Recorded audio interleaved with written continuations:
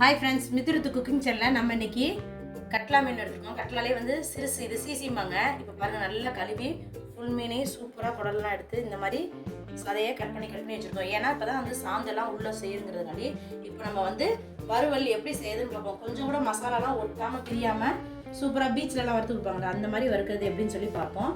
இப்போ ஃபஸ்ட்டு மீனை கழுவி க்ளீன் பண்ணி வச்சுருக்கோம். இப்போ இது மாதிரி ஒரு அகலமான தட்டு எடுத்துக்குவோம். அதில் ஃபஸ்ட்டு கொஞ்சமாக மிளகாய் தூள் சேர்த்துக்குவோம். இப்போ மீனுக்கு இந்த மாதிரி ஒரு 1/2 டேபிள் ஸ்பூன் அளவுக்கு மிளகாய் தூள் சேர்த்துக்கிறேன். 1 டேபிள் ஸ்பூன் அளவுக்கு மிளகாய்த்தூள், தனி மிளகாய்த்தூள், மல்லித்தூள் 1 டேபிள் ஸ்பூன், மிளகுத்தூள் 1 டேபிள் ஸ்பூன், ஒரு 1/2 டேபிள் ஸ்பூன் அளவுக்கு ஜீரகத்தூள், ஒரு 1/4 டீஸ்பூன் அளவுக்கு உப்பு சேர்த்துக்கேன். உப்பு பார்த்துட்டு நீங்கள் சேர்த்துக்கோங்க. இதில் ஒரு 2 டேபிள் ஸ்பூன் அளவுக்கு எண்ணெய் சேர்த்துக்குவோம். கடலை எண்ணெய். இது மசாலா எல்லாத்தையுமே நல்லா பெசரிக்கும் எண்ணெயில். அப்போதான் உப்பு எல்லாமே ஒன்றா சாடுறதுக்கு. இப்போ நம்ம எடுத்து கழுவி க்ளீன் பண்ணி வச்சுருக்க மீனையும் அதோட சேர்த்துக்கணும்னா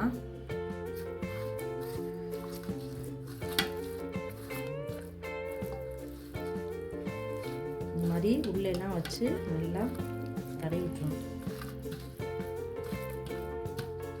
இந்த மாதிரி ஒவ்வொரு மீனாக எடுத்து தடவி வச்சுருவோம்.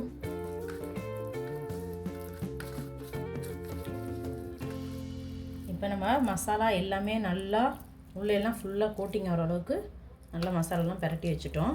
இப்போ இந்த ஸ்டேஜில் லாஸ்ட்டாக ஒரு 5லேருந்து ஒரு 10 வெள்ளைப்பூடு அதை ஒரு மிக்ஸி ஜாரில் சேர்த்துக்குவோம். நான் லைட்டாக மிக்சியில் ஒரு ஊட்டி இப்போ போட போகிறேன். இப்போ அப்படியே அரைச்சிக்குவோம். இந்தளவுக்கு நம்ம இடித்த மாதிரி லைட்டாக, ரொம்ப பேஸ்ட்டாக அரைச்சிடக்கூடாது. இந்த மாதிரி இடித்த மாதிரி எடுத்துக்கணும். இப்போ அதையும் அந்த மீனோட கரட்டி வச்சுருக்கோம் பார்த்தீங்களா, அதோட சேர்த்துக்கணும். நம்ம வறுக்கும்போது ரொம்பவே ஃப்ளேவர் அருமையாக இருக்கும். அதுக்காண்டி பூண்டு சேர்த்துக்கணும்.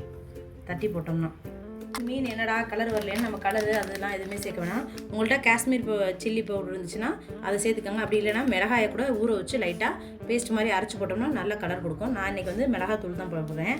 இது வந்து அந்த ஃப்ளேவருக்காண்டி தான் போட போகிறேன். லைட்டாக இது வந்து உரைக்காது கொள்ளாது, கலர் கொடுக்கும், அவ்வளோதான். பூண்டு மிளகாய் சேர்த்துட்டோம். இப்போ அதையும் மறுபடியும் எல்லாத்தையும் படுற மாதிரி நல்லா மிக்ஸ் பண்ணி விட்டுருவோம்.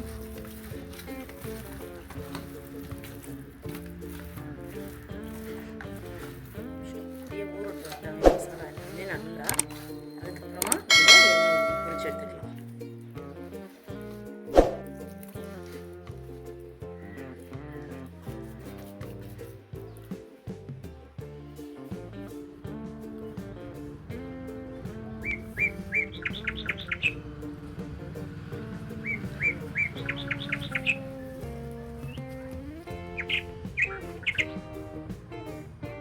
மசாலா எல்லாமே நம்ம ஊற வச்சு ஒரு 10 நிமிஷம் ஆயிடுச்சு, ரெடி ஆயிடுச்சு. இப்போ ஃபஸ்ட்டு அடுப்பத்தை வச்சுக்குவோம்.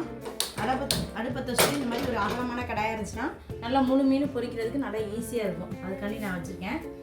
இப்போ இதில் ஒரு 200 மில்லி அளவுக்கு கடலெண்ணெய், செக்கில் ஆட்டின கடலெண்ணெய் ஊற்றிக்குவோம்.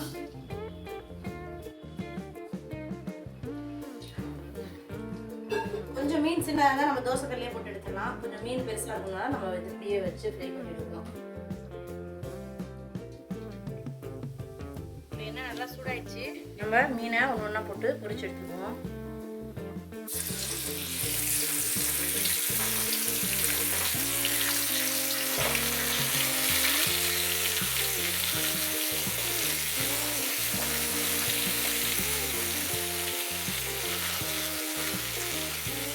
அது கூட அப்படியே ஒரு பட்டு கருவேப்பிலை போட்டுருவோம்.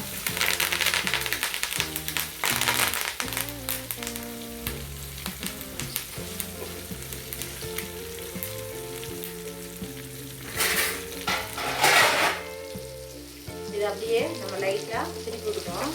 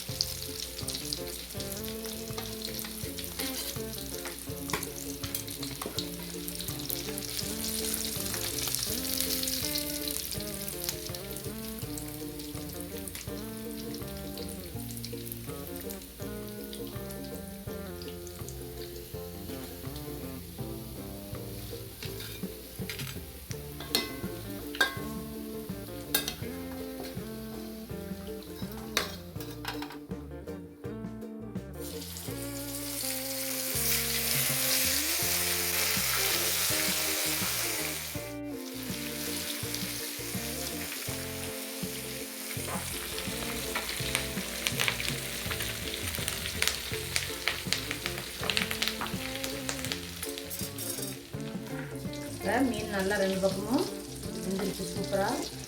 இதை அப்படியே எடுத்துக்கலாம்.